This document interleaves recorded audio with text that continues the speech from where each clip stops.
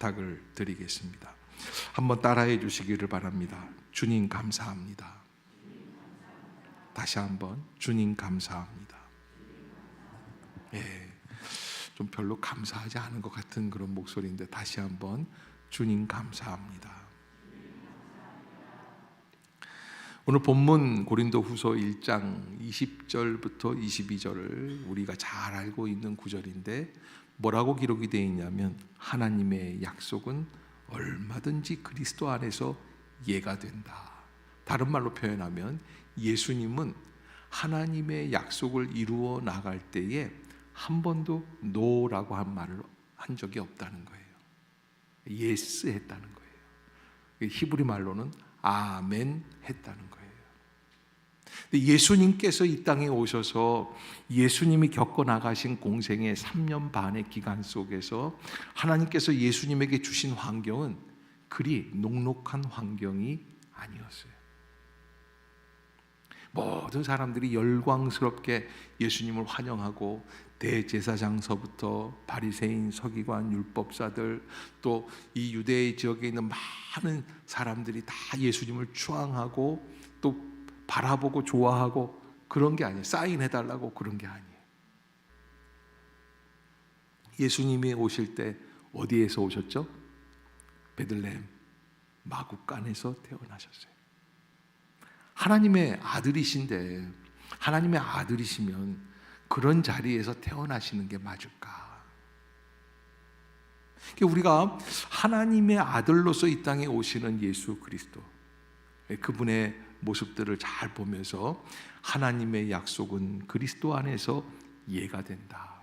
이 말씀은 예수님께서 이 땅을 어떠한 마음으로 살아내셨는가를 잘 보여주는 구절입니다. 따라해 봅시다. 하나님의 약속은 얼마든지 그리스도 안에서 예가 됩니다. 아멘. 아멘이 된다는 거예요. 그 놀라운 인생, 녹록하지 못한, 사실은 태어나셨는데 제사장의 집안에서 태어난 세례 요한과는 다르게 예수님은 저 갈릴리 그것도 나사렛의 누구네 집에서 태어나셨어요? 가난한 목수의 집에서 태어나셨어요. 그리고는 얼마 있다가 아빠가 먼저 돌아가셨어요. 그 예수님 혼자서 형제들을 이끌어가면서 어머님을 받들면서 그리고 가정을 책임져야지 돼요. 쉽지 않은 인생의 삶의 무게죠. 너무 힘든 거예요. 그러나 예수님은 하나님 앞에서 하나님 왜 나를 이런 집안에 태어나게 하셨어요? 하필이면 왜 이런 사람들을 만나게 하셨어요? 하필이면 왜 내가 마구간에서 태어나야지 돼요? 라는 그런 이야기들을 일체하지 않으셨다라는 거예요. 오직 하늘을 바라보고 주님의 은혜 가운데 믿음으로 감사함으로 아멘으로 살아내셨다. 여러분 거꾸로 예수님이 매일 아침마다 불평하는 거예요. 하나님 앞에 오늘도 보리밥을 섞어서 먹었습니다. 반찬도 몇 가지밖에 없었습니다. 하나님 이래도 나한테 이게 하나님의 아들로서 대우를 해주 뭐 이랬다면 우리가 예수님을 지금 예배하고 섬길 필요가 있을까요? 없어요. 오늘 바울이 복음의 그 가장 핵심을 꿰뚫고 우리에게 보여주는 하나님의 약속은 얼마든지 그리스도 안에서 예가 되었다라고 하는 이 말씀은 엄청난 말씀이에요. 사실 우리는 지난 주간에 월요일, 화요일, 수요일 이렇게 새벽 기도를 진행하면서 하나님의 약속에 대해서 아브라함의 생애와 하나님의 약속에 대해서 함께 나누었습니다. 아브라함의 인생을 가만 보면은 하나님의 약속에 반응하는 생애다 이렇게 볼 수가 있습니다. 하나님을 만나고 75세에 하나님을 만났는데 100년을 그 이후로 하나님 앞에서 쓰임을 받고 인생을 살아냈던 아브라함이에요. 그런데 그렇게 살아가는 인생 속에서 아브라함이 언제든지 하나님의 약속 앞에 아멘 할 수밖에 없도록 주님은 그를 인도해 주고 계시는 것을 창세기 12장, 13장, 14장, 15장 이렇게 쭉 걸쳐가면서 보게 되었어요. 여러분, 하나님께서 아브라함을 선택해 주시고 불러주셨어요. 내 본토 친척 아비집을 떠나 내가 내게 지시할 땅으로 가라고 말씀해 주셔서 아브라함이 그곳으로 갑니다. 그런데 하나님께서 선택해 주신, 하나님은 어떠한 하나님? 만군의 여호와 하나님. 아멘. 그런 하나님께서 선택해 주신 땅이면 얼마나 대단하겠어요. 아브라함이 기거하고 있던 하란 땅도 대단히 윤택한 땅입니다. 그런 땅을 버리고 가라고 했으니 얼마나 멋진 땅을 허락해 주실까. 그런데 갔는데 그 땅이 어때요? 척박하기가 이를 데가 없어요. 기가 막혀서 말이 안 나오는 거예요. 마침 그 지역에 오랜 가뭄이 들었어요.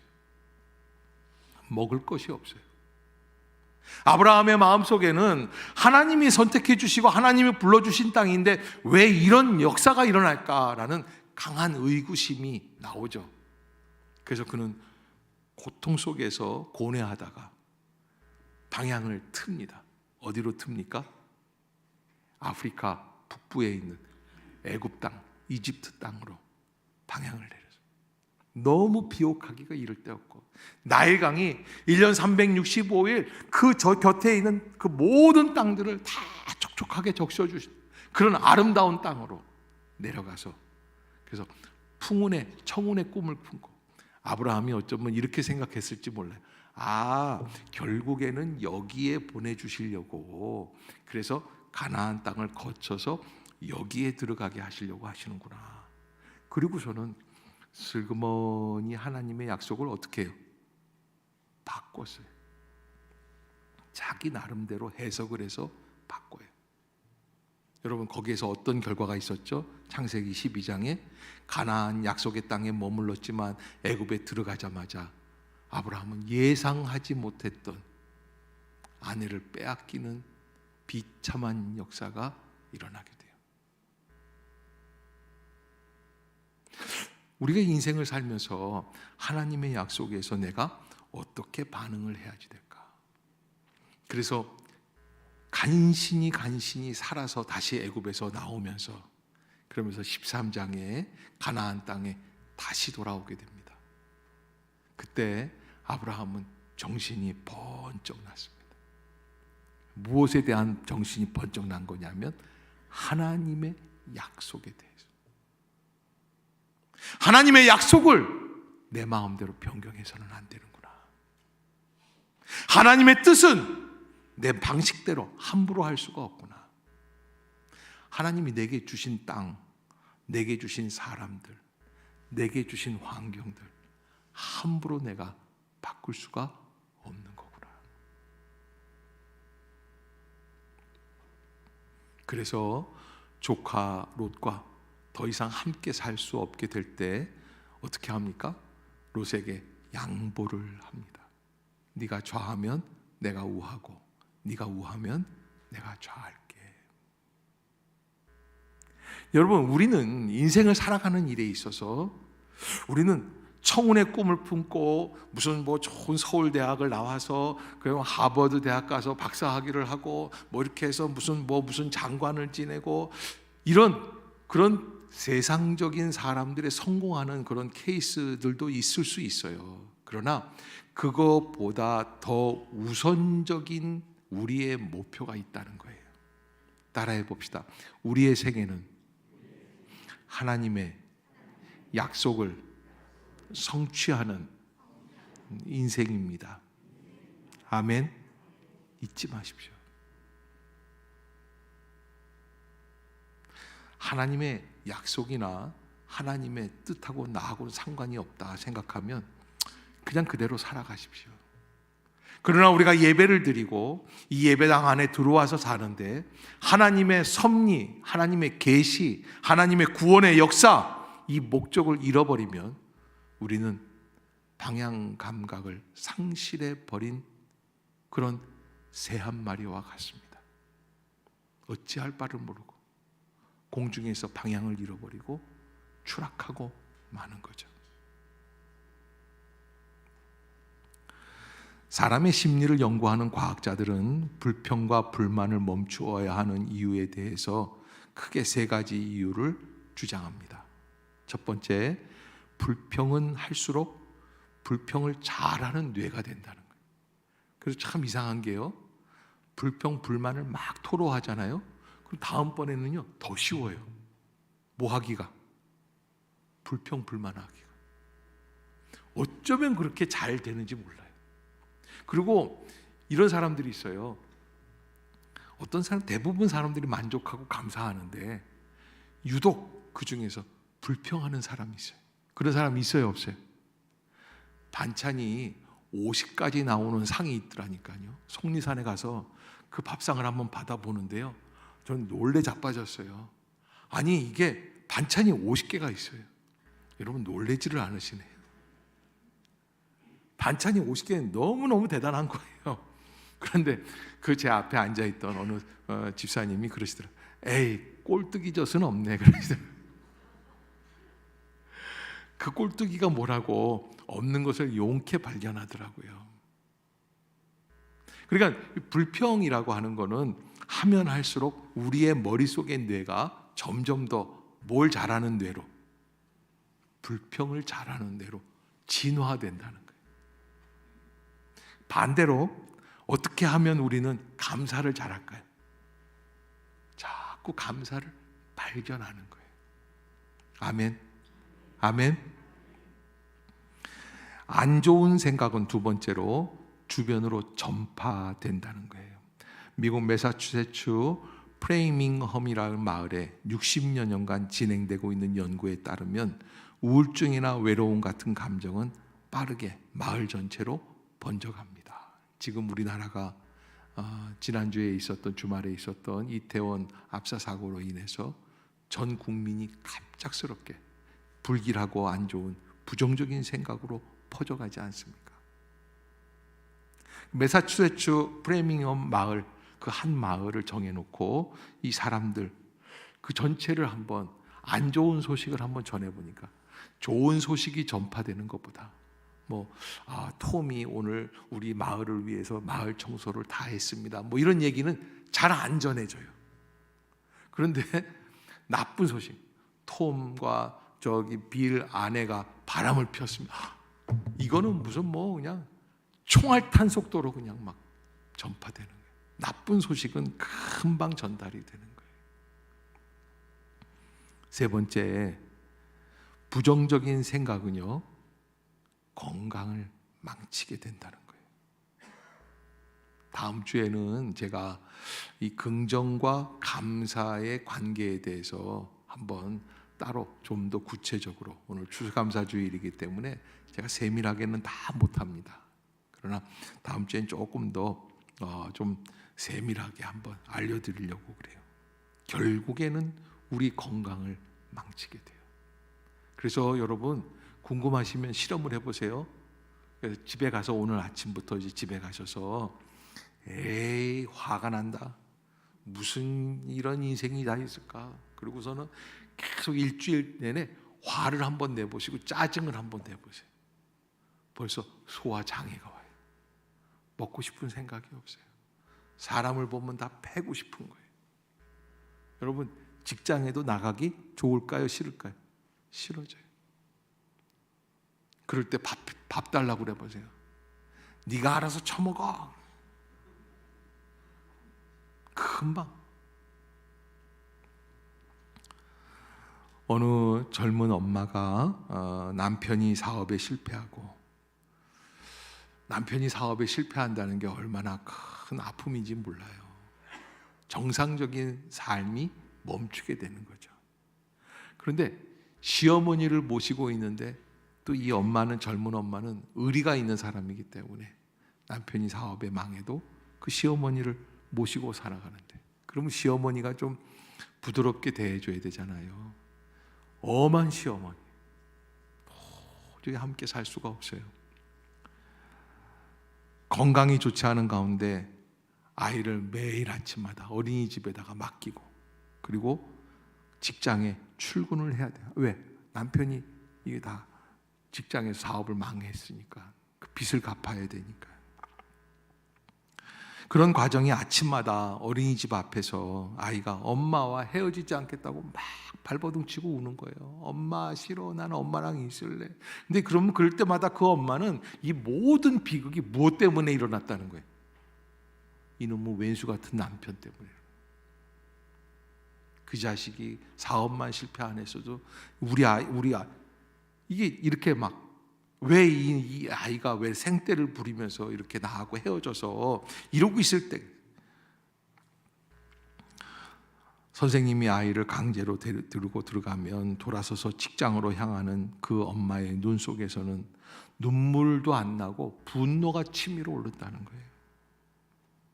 남편에 대한 원망, 시어머니에 대한 원망으로 확산되면서 세상이 살아가는 게 싫어졌어요.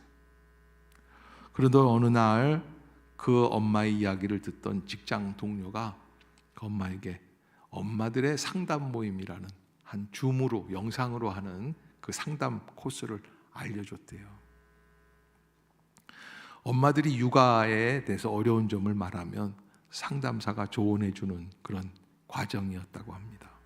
용기를 내어서 자기 이야기를 한번 얘기를 했습니다. 그랬더니 상담사가 가만히 듣더니 마음을 정하라고 그러더래요. 아주머니, 마음을 정하세요. 무슨 마음을 정해야 될까? 그렇지만 그 엄마는 한 번도 자기 마음을 자기가 정한다는 생각을 해본 적이 없어요. 근데 상담사가 이렇게 얘기하는 거예요. 행복한 엄마가 되실래요? 불행한 엄마가 되실래요? 그러니까 지금까지는 이런 짜증나는 일들이 누구 때문이라는 생각만 했어요? 남편 때문이라는 생각만 했어요. 저 왼수 같은 시어머니 때문이라는 생각만 했어요. 근데 그런 생각이 아니라 나는 행복한 엄마가 될까? 불행한 엄마가 되어야 될까? 그래서 어떤 마음으로 정하고 싶냐? 상담사가 계속 묻습니다. 그러나 뭐가 뭔지는 모르지만 행복한 마음으로 일단은 정했다고 해요. 그리고 아이를 대할 때마다 행복한 마음으로 대화하기로 했다고 해요. 아이가 울거나 때를 쓸 때마다 그 엄마는 오늘부터는 행복한 마음으로 아이를 대하는 거예요. 그러면 여러분 어떻게 되냐면 막 애가 막 발버둥 치고 몸부림치고 막 어린이집 앞에서 아이를 한번 떼본 엄마들은 다 알 거예요. 그러면 이렇게 얘기를 하는 거예요. 아, 나하고 헤어지기가 싫어서 저러는구나. 이렇게 해석만 하면 돼요. 이걸 구나, 그렇구나. 이렇게 보는 거예요. 엄마랑 같이 있고 싶은 거지, 친구들이 같이 놀아주지 않을까 걱정되는 거지, 낯선 곳이라 두렵구나. 이게 꾸나 상담요법이에요. 그래서 여러분, 우리가 뭔가 막 갑자기 우산도 없는데 비가 내리잖아요. 그럼 뭐 어떻게 하면 돼요? 갑자기 비가 내리는구나. 이러면 돼요. 근데 우리 마음속에 불행한 엄마가 될 때는 어떻게 돼요? 재수없게 우산도 없는데 하필이면 그러면서 뭐라 그러냐면 나는 왜 맨날 이런 일만 겹치지? 그냥 그렇게 생각하면 돼요. 어떻게? 아, 우산도 없는데 비가 내리는구나. 그러면 마음이 달라져요. 그렇게 이야기를 하고 엄마가 아이한테 너 엄마랑 헤어지기 싫어서 그러지? 그랬더니요, 애가 울다가 또 끝이더래요. 그러더니요, 나 엄마 들어갈게. 그러더니 들어가더래요. 그 이상한 일이 벌어져요. 여러분, 엄마가 짜증이 나서 너 왜 이래? 너마저 왜 엄마 마음을 몰라? 막 뭐 이러잖아요. 예? 그러면서 뭐라 그러냐면 남편 복 없는 년은 자식 복도 없다고 그러던데 뭐 이런 얘기들을 해요, 엄마들이. 막 다 만들어내는 거예요. 그런데 그게 아니라 너 엄마랑 헤어지기 싫구나. 차분하게. 왜? 나는 행복한 엄마가 되기로 작정을 했으니까. 엄마랑 같이 있고 싶은 거지, 친구들이 같이 놀아주지 않을까 걱정되니 낯선 곳이라 약간 두렵구나. 그러니까는 아이가 엄마 그래요, 난 그렇지만 한번 들어가 볼게요. 아이도 담담하게 바뀌기 시작하더라는 거죠. 그 이후로 그 엄마는 행복한 엄마가 그 말대로 되었다는 거예요. 아멘. 아멘. 여러분, 우리가 신앙생활 할 때도 마찬가지입니다. 하나님께서 나에게 주신 환경, 하나님께서 나에게 주신 사람, 하나님께서 나에게 주신 가정이 있습니다. 하나님께서 나에게 주신 직장이 있습니다. 모든 것 앞에서 여러분들은 행복한 사람으로 살기를 원하십니까? 불행한 사람으로 살기를 원하십니까? 우리의 마음 가운데 철저하게 마음을 잡아야 될 게, 하나님의 약속은 얼마든지 그리스도 안에서 뭐가 된다? 아멘이 된다. 아멘. 아멘. 좀 이런 말들은 좀 세게 아멘을 해야지 돼요. 아멘. 아멘. 꼭 잊지 마세요. 하나님의 약속은 우리에게 어떤 의미가 됩니까? 하나님의 약속은 우리가 반드시 감당해야 할 사명으로 바뀌게 돼요. 아브라함이 그것을 깨닫는 거예요. 그러니까 아브라함이 애굽에서 살아나와서 도저히 내가 살 수 없는 가운데 살아나니까 그 다음부터는 조카 롯이지만, 자식 같지만, 이 자식이 나한테 양보를 해야 되지만 양보를 하지 못하는 철딱서니 없는 조카 롯. 과거에 애굽의 경험이 없었다고 한다면 아브라함은 내가 여지껏 너를 키워주고 데려다주고 여기까지 데리고 왔던 그 은혜를 망각하는, 이렇게 얘기했을 텐데, 그런 아브라함이 아니라 네가 좌하면 내가 우하고 네가 우하면 내가 좌할게. 아멘. 따라해 봅시다. 하나님의 약속의 소중함을 깨달으면 함부로 말할 수 없습니다. 옆에 사람 쳐다보세요. 옆에 사람 쳐다보세요. 이제부터는 불평하지 않겠습니다. 송무사님, 박 집사님 쳐다보고, 이제부터는 불평하지 않겠습니다. 예, 설거지도 밥도 제가 다 하겠습니다. 예, 웃는 분들은 그 집 사정을 다 아시는 것 같아요. 여러분, 우리가 하나님의 약속을 깨달으면 달라지게끔 돼 있어요. 아이한테 짜증내기 전에 하나님이 나에게 맡겨주신 자녀다. 남편한테, 아내한테 짜증나기 전에 하나님께서, 여러분, 보통 사람들이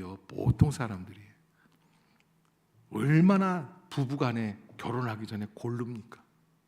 이기원 집사님, 골랐어요? 안 고르고 막 잡았어요? 고르고. 저분이요, 멋있게 생겼잖아요. 무슨 영화배우처럼 생기셨는데 굉장히 소심하세요, 속으로는. 그러니까 김민경 권사님 선택할 때 굉장히 걱정 많이 했을 것 같아요. 아니면 첫눈에 반했을 수도 있죠. 예.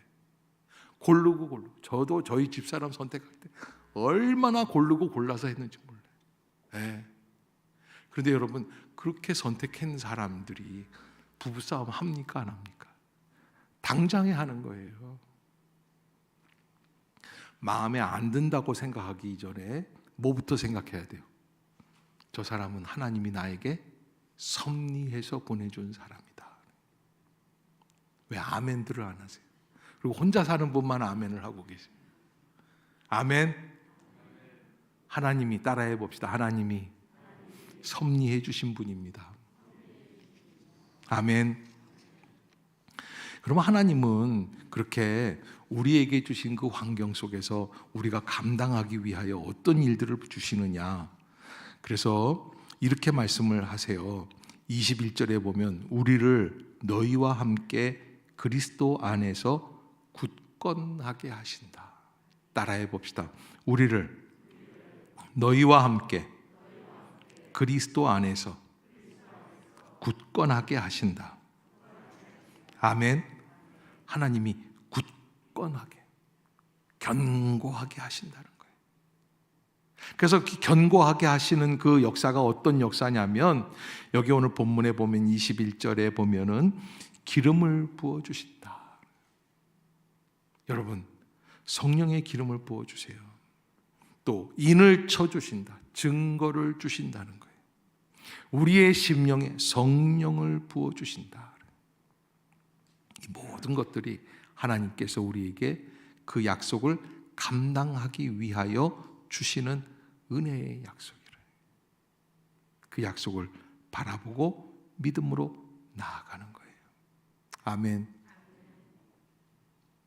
미국의 제17대 대통령 앤드류 존슨이라고 하는 대통령이 있었답니다. 이게 뭐 우리나라 대통령들 얘기하려면 감옥 간 얘기까지 하게 되니까 뭐 별로 못하는데, 하여간 미국 대통령들은 한 사람도 그 끝난 다음에 감옥 간 사람이 없는 것 같아요. 왜 그랬는지는 여러분들이 연구를 해봐야지 돼요.